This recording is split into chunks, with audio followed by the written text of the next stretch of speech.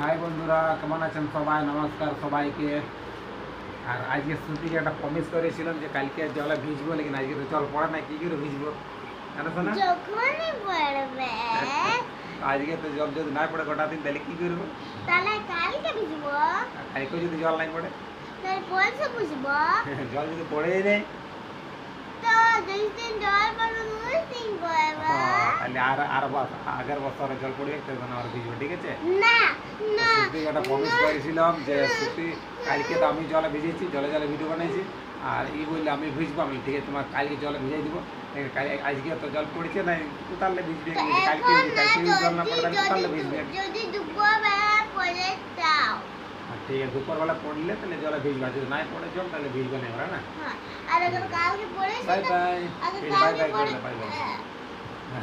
চলো এখন দেখছি জল পড়েছে না বাইরে, আমরা দেখে আসছি।